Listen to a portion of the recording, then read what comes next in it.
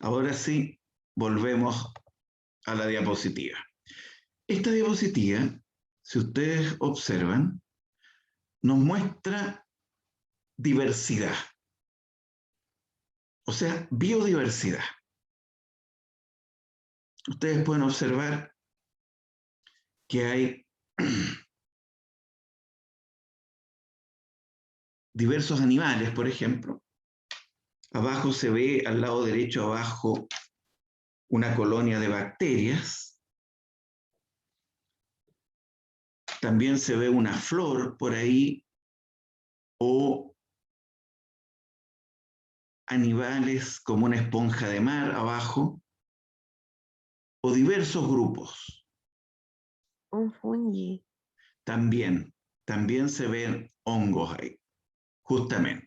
Entonces, y ahí utilizaron un nombre técnico bien importante, que aprovechando esta diapositiva, que es como la presentación de la biodiversidad, es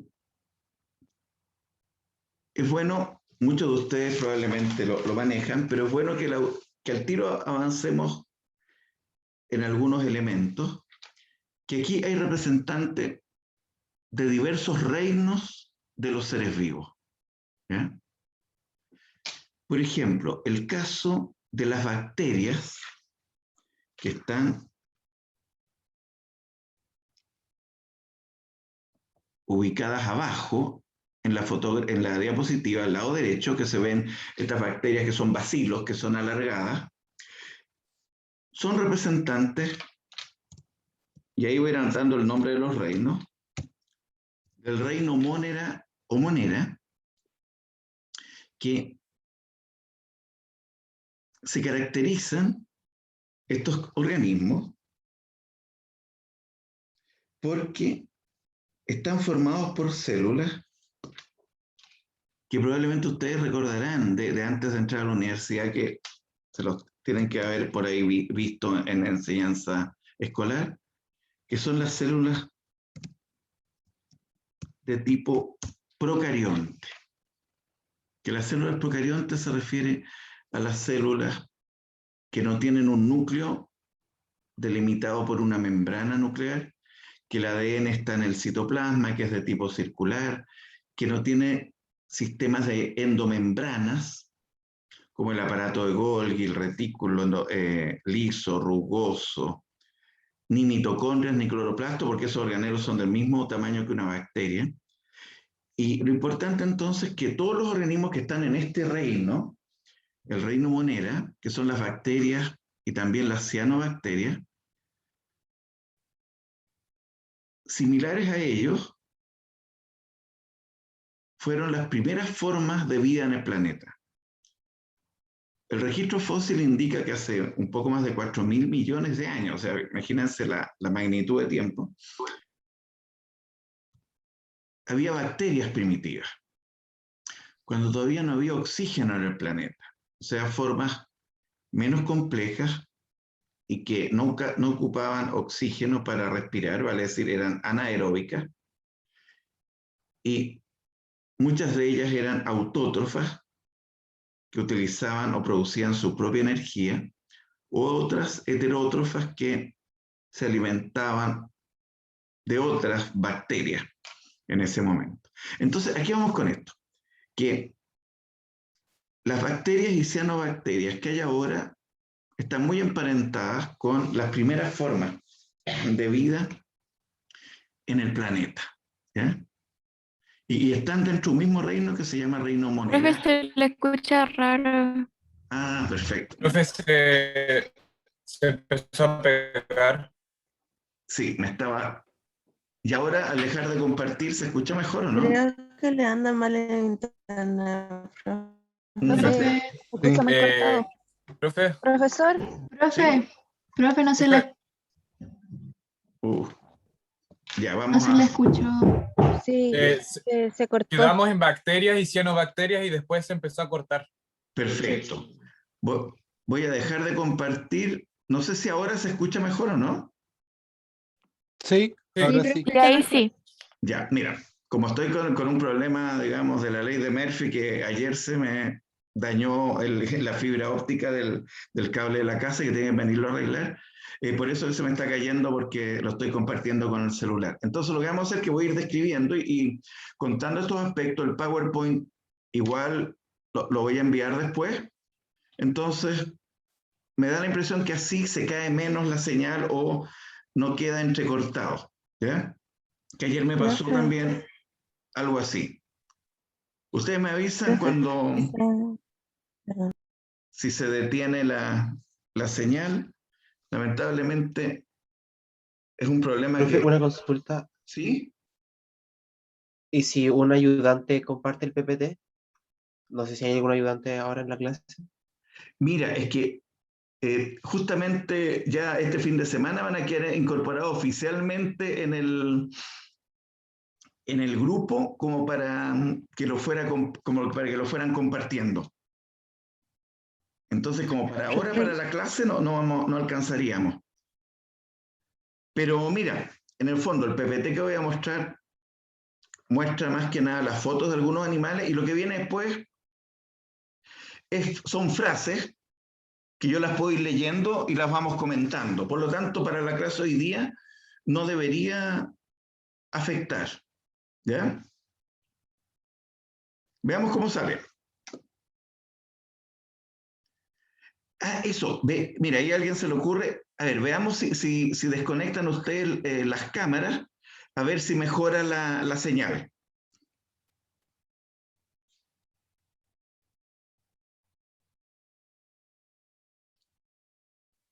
Ahí está listo. Perfecto. No, ahí ustedes me dicen si de repente hay problemas nuevamente de sonido. No voy a compartir la imagen para que así podamos desarrollar mejor la clase. Teníamos el reino Monera. Yo voy a tratar de no apagar la cámara, por lo menos para que me vean a mí, ya que no ven las diapositivas. Si se vuelve a interrumpir la señal, me avisan y yo también apago la cámara, para ver si ahí me pueden escuchar. Pero ahí se van a quedar dormidos todos ya.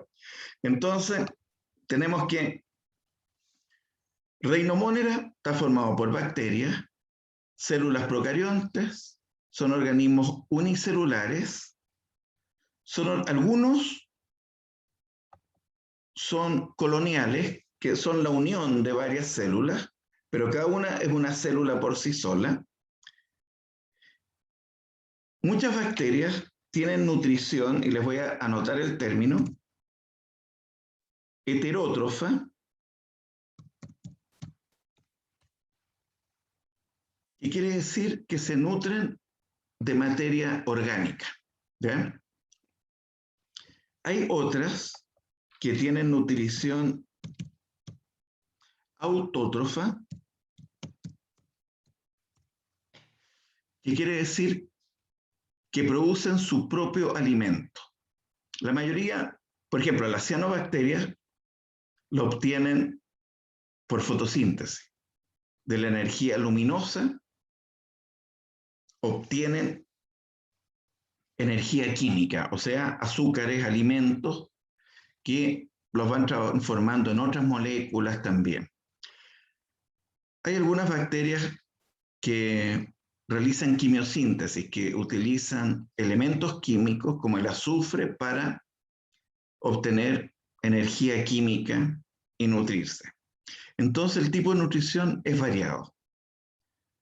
Aquí hay organismos que son aeróbicos, que requieren oxígeno para sobrevivir, tienen respiración aeróbica, y otros que tienen respiración anaeróbica, o sea que no requieren oxígeno y que incluso muchos de ellos viven en fosas submarinas a 6.000 metros de profundidad o más, que se cree que era parecido a como eran los ambientes muy primitivos cuando recién se estaban formando las primeras células. ¿Ya? Eso es para que tengan una visión de organismos del reino Monera o Monera. Pero hay organismos de otro reino, ya un segundo reino de los seres vivos,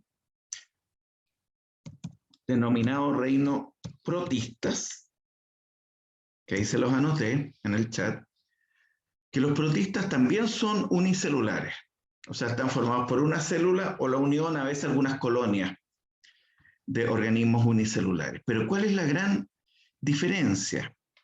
Que están formados por células ahora denominadas eucariontes. Esto quiere decir que son células que tienen definido por una membrana nuclear, tienen delimitado el núcleo, adentro está el material genético, y además, fuera del núcleo, en el citoplasma, hay una serie de organelos que tienen membranas internas, como el aparato de Golgi, el retículo endoplasmático liso, retículo endoplasmático rugoso, y además hay otros organelos con membrana como las mitocondrias, que ahí ocurre al interior el uso de oxígeno para respirar, y también en algunos casos los cloroplastos, para el caso, por ejemplo, de los protozoos que tienen fotosíntesis, que son autótrofos, que en los cloroplastos ocurre la transformación de la energía luminosa en energía química. Entonces, acá el tipo de nutrición en el reino protista que encontramos son las dos mencionadas. Hay organismos que tienen nutrición heterótrofa y se alimentan de otros organismos, y hay organismos que tienen nutrición autótrofa, que realizan básicamente fotosíntesis, ¿ya? No mencioné, pero los roles ecológicos son muy importantes en estos dos reinos que hemos mencionado, que hemos introducido. Hay una consulta, Maite, sí. Sí, profe, me perdí un poco los protistas, entonces, ¿a qué reino pertenecen? En realidad, el nombre del reino se llama protista, ¿ya? ¿Ah? Pero dentro del reino protista están los denominados protozoos, que se los voy a anotar ahí, protozoos,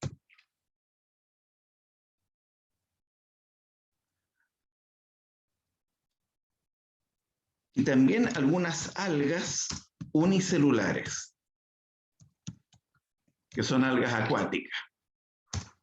Ahí anoté los dos términos. Entonces, para que no haya confusión, el reino se llama protista, y dentro del reino protista, el grupo, yo diría, más conocido, más típico, corresponde a los protozoos. A ver, dentro de los protozoos, fíjense el término. Proto quiere decir primeros, y zoo quiere decir animales. Entonces, se refiere entre comillas, ¿no es cierto?, a los primeros animales, porque antes estaban dentro del reino animal cuando no se había incorporado, científicamente hablando, un tercer reino que era el reino protista. Entonces, porque al principio no se sabía que había organismos unicelulares, entonces estaba el reino vegetal y el reino animal. Cuando se descubrieron, de segunda mitad de los años 1700, con las lupas, se descubrieron los microorganismos, ahí los zoólogos y los botánicos se disputaban a los protozoos y a las algas unicelulares si eran animales o vegetales. Entonces, de ahí viene el término protozoos, pero no son animales de acuerdo a las características que vamos a conversar que tiene el reino animal, pero sí, dentro de los protozoos hay varios tipos de microorganismos que probablemente ustedes conocen, pero voy a ver que Martín levantó ahí la mano también. Era como para preguntar, tipo, como eh, ¿por qué empezó como se empezaron como a buscar cada vez más especificaciones para cada reino? Pasando como al reino fungi, el monera, el ¿cómo era? El reino protista. Mira, ¿Por qué como fue separándose cada vez más? buena pregunta, interesante. Básicamente, lo que pasa es que inicialmente, ¿no es cierto?, solamente estaba el método visual, óptico, sin utilizar sistemas de lupa o microscopios, de reconocer o de identificar otros seres vivos. Por lo tanto, ahí se usó un criterio, organismos móviles, por un lado, que se comen a otros, etcétera, reino animal, y organismos inmóviles, las típicas plantas, vegetales en general, y ahí está el reino de las plantae, que se llama, que también en los libros sale como reino vegetal, ¿ya? Pero cuando se descubrió, ¿no es cierto?, ya con el uso de lupas y microscopios, que había un mundo nuevo que antes era desconocido. Al principio se creía que todos estos microorganismos formados por una célula, se creía que eran todos iguales, que no variaba tanto, ¿ya? Y se colocaron todos en un tercer reino que se le denominó reino protista o protoctista. Y ahí estaban todos los organismos unicelulares, pero después se fue estudiando que dentro de estos organismos unicelulares, el tipo de célula por el cual estaban formados era diferente. Unos tenían estas células que no tenían el núcleo definido, etcétera, que eran las células procariontes. Y por otro lado, había organismos que tenían células eucariontes con un núcleo definido. Entonces se vio que no era correcto que estuvieran en este mismo grupo organismos que tenían tantas diferencias, que la única similitud era que eran chicos, que eran unicelulares. Y además, a medida que se fue avanzando, se fue viendo que el parentesco evolutivo entre ellos era mayor de lo que se creía. Y ahí surgió, primero, se denominó protistas superiores a los que estaban formados por células eucariontes, y por otro lado, protistas inferiores. Entonces ahí se separaron los que tenían núcleo definido o no y los que no lo tenían en protistas superiores y protistas inferiores. Pero entre medio se fue descubriendo que había hongos, que había otro organismo que tenían algunos de ellos eran unicelulares y otros tenían tejidos simples. Entonces como que se vio la necesidad de que para que fuera representativo de los fenómenos naturales y el parentesco evolutivo, de crear ya reinos separados. Y ahí entonces finalmente se llega que se había partido con el reino animal y reino vegetal. Después un tercer reino, el reino protista o protoctista, que se fue subdividiendo, ¿no es cierto?, en protistas superiores y protistas inferiores, pero después se vio que ahí a su vez, ¿no es cierto?, estaban los hongos, y se generaron finalmente, ¿no es cierto?, los 5 reinos que conocemos en la actualidad. El reino Monera, que están las bacterias y las cianobacterias, el reino protista, que están los protozoos y las algas eucariontes o las algas unicelulares. Está el reino hongos, propiamente tal, que hoy día voy a mencionar un par de características. Está el reino plantae o plantas, y está el reino animal, ¿ya? Y ahí tenemos los 5 reinos actuales. Entonces la pregunta, que es muy válida, es que, o la respuesta a esa pregunta, es que a medida que se fue profundizando en el estudio de las características de la biodiversidad, se fue viendo que ni siquiera con 3 reinos era lo representativo a los fenómenos naturales y a las relaciones naturales entre los organismos, ¿no es cierto?, de las especies existentes. Porque una cosa importante, que científicamente hablando, los criterios de clasificación deben representar las relaciones que hay en la naturaleza. Porque podemos tener, y al tiro vemos la duda de Amauta, que está con la mano levantada, porque hay otros sistemas de clasificación, pero que no son representativos de los fenómenos naturales o el parentesco evolutivo entre las especies. Por ejemplo, yo puedo decir una clasificación ya, organismos perjudiciales para la especie humana, y meto ahí a todos los que son perjudiciales, los parásitos, ¿no es cierto?, y diversos organismos que pueden producir problemas a la especie humana. Y por otro lado, incluso los que son venenosos, etc. Y por otro lado, los organismos beneficiosos para la especie humana, y meto todos los otros, digamos, que pueden generar una serie de beneficios. ¿Es incorrecto? Desde el punto de vista taxonómico, o sea, científico, de clasificación, en relación a los fenómenos naturales, no es el que corresponde. Pero para un criterio utilitarista, no podríamos decir que sea incorrecto, pero no es científico como tal. Entonces los criterios, cuando hablamos de los 5 reinos de los seres vivos, se refiere a criterios, ¿no es cierto?, que deben representar lo mejor posible, lo más cercanamente posible, el parentesco que hay entre las especies existentes y también las que existieron. Y finalmente, la teoría de los 5 reinos, hasta el momento es la que mejor representa las semejanzas, ¿no es cierto?, en los que están en el mismo grupo, y el nivel de parentesco evolutivo respecto a los orígenes comunes entre los miembros que están en las categorías taxonómicas que llamamos de clasificación, que cada vez va desde el reino achicándose hasta llegar a la especie como tal, ¿no es cierto? Ahora sí la consulta, que estás ahí con la mano levantada. No, nada, profe, es que como es harta información, igual me confundo un poco.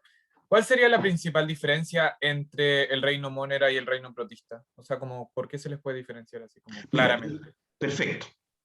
La diferencia fundamental, el tipo de célula que está formado el organismo. Que uno, ¿no es cierto?, es la célula procarionte, y sabes que me sirve también la pregunta para destacar lo siguiente, que el término procarionte viene de pro, que lo voy a anotar ahí, pro quiere decir antes, carion quiere decir nuez. Ahí lo anoté. Porque cuando se ve en el microscopio,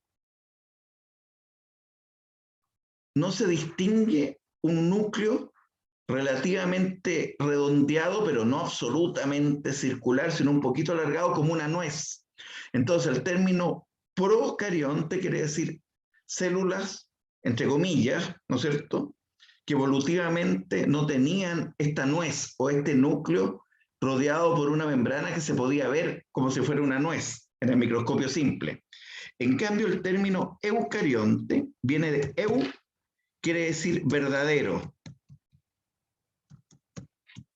y carion quiere decir, ¿no es cierto?, nuez. Por lo tanto, incluso el nombre de las células viene dado por esa característica. Entonces, efectivamente, la pregunta es muy importante. La diferencia fundamental entre los organismos unicelulares del reino Monera y los organismos unicelulares del reino protista es el tipo de célula por el cual están formados. Una es la célula procarionte, los Monera, y los otros, la célula eucarionte, ¿no es cierto?, que corresponde a el reino protista. Otra consulta ya, y Javiera. Hola, profe. Hola. Mi primera duda era sobre como si son como una evolución de la otra. Como que partimos primero con lo que era la procarionte y luego evolucionó como en cierto sentido y nació este nuevo reino protista con células eucariontes, porque Correcto. es como una la evolución de la otra, ¿o no? Claro, correcto, correcto. Ah, ya, genial. O sea, efectivamente, de acuerdo al registro fósil, las primeras evidencias que hay de vida en el planeta corresponde al registro fósil de organismos cuyas células eran procariontes, vale decir, grupos de bacterias primitivas. Y después, bastante más en las capas geológicas, bastante después, se fue encontrando un tipo de célula diferente que evolucionó a partir de cierto grupo de células procariontes que corresponde a la célula eucarionte. Entonces, muy interesante tu acotación y tu pregunta, porque efectivamente esto te refleja una relación evolutiva. O sea, los organismos del reino Monera tienen características más ancestrales. Los organismos del reino protista ya tienen este tipo de célula, entre comillas, ¿no es cierto?, más moderna. Y todo el resto de los reinos, los seres vivos, todos están formados por células eucariontes. Los hongos, los vegetales, del reino Plantae y el reino animal. Por lo tanto, todos tienen, ¿no es cierto?, este tipo de célula más moderna que evolucionó a partir de estas células más ancestrales. Una cosa muy importante también, que es bueno irla conversando en estas clases introductorias, no quiere decir eso que los organismos como las bacterias, que las actuales ya no son las mismas que habían, salvo las que habían en fosas submarinas, que tienen características muy ancestrales, que no ocupan oxígeno para nutrirse, etc. Pero fueron evolucionando también las bacterias a partir de las bacterias más antiguas, no son las mismas que existieron en el pasado. Podemos decir que el tipo de célula es menos compleja en comparación a la célula, ¿no es cierto?, de un eucarionte. Pero eso no quiere decir que sean menos adaptados esos organismos. Fíjense qué importante esto, porque, bueno, yo creo que a ustedes también está como claro que las bacterias están muy adaptadas al ambiente y que incluso van evolucionando y van surgiendo grupos de bacterias resistentes a tipos de antibióticos. Y cada vez hay que ir haciendo otro tipo de antibióticos para ir eliminando cepas nuevas de bacterias que van evolucionando. O sea, no porque un organismo tenga caracteres que son más ancestrales, que quiere decir que son más antiguos, no por eso quiere decir que son menos adaptados. Son igualmente adaptados al ambiente actual de lo que está una especie de mamífero, por ejemplo, en la actualidad, ¿ya? Por lo tanto, eso sí hay que tenerlo en cuenta. No sé si en relación a la acotación a la pregunta, algo más que quieran consultar. Profe, yo tengo una pregunta. ¿Sí? ¿Por qué se divide en 5 reinos y no en 4? Por ejemplo, que pueda subdividir a los protistas y moneras.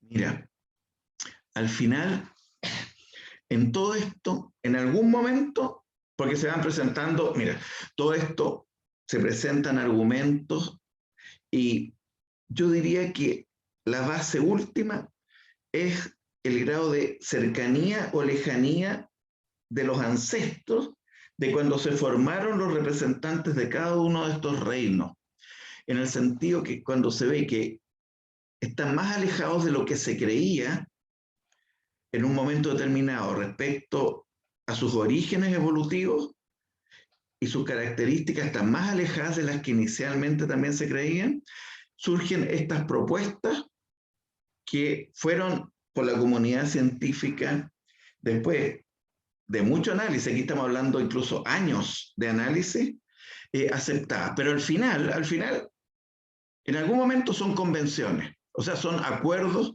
de decir, ya, consideramos desde este punto para acá que las diferencias son tales que amerita que sea un nuevo reino y no una subdivisión de un reino anterior. Pero al final es una convención, un acuerdo, pero con base científica, ¿eh? Con base científica. Hay dos manos levantadas. Felipe parece que la había levantado un poco antes. Sí, hola, profe. Hola. Mi pregunta es que dijimos que en el reino protista los organismos eran unicelulares. ¿Y qué pasa con las algas multicelulares? ¿A qué reino pertenecen? ¿También al protista? Mira, inicialmente sí. Ya. Actualmente no, digamos, Ya. porque se modificó posteriormente ese punto y pasaron al reino de las plantas, pero ahí hay una serie de subdivisiones taxonómicas que están esos grupos. Ok, muchas gracias. Y hay una consulta más. Sí, profe, como hablando de todo este tema, usted mencionó que el reino protista se divide en superiores e inferiores y que los inferiores poseen células procariontes. Pero entonces, ahí como que no me queda claro cuál es la diferencia en lo que dijo, como solamente pequeñas diferencias entre cada especie, eso, ¿no? Entre el Monera y las protistas inferiores. Mira, inicialmente se creían que eran pequeñas diferencias, pero en un momento determinado, porque este es como todo en realidad, una secuencia histórica, y cuando se fue viendo que había más diferencias de lo que se creía y se fue incorporando más registro fósil, más estudios de parentesco evolutivo, ahí se llegó a la conclusión de que en realidad deberían haber no solo subdivisiones dentro de un mismo reino, sino salió la propuesta de generación con nombres de otros reinos. En el fondo es por las diferencias que eran mayores de las que se creía y por lo que se refiere el mayor grado parentesco. Entonces, históricamente,